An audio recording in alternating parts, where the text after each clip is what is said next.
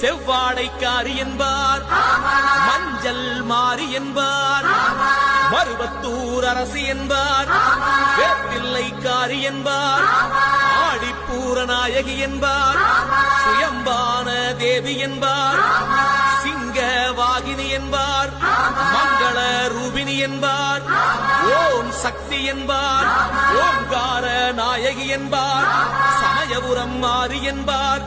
சர்வேஸ்வரி என்பார், சூலம் வைத்த சுந்தரியாம்,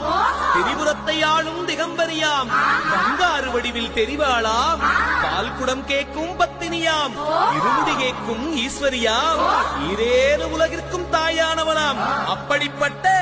சக்தி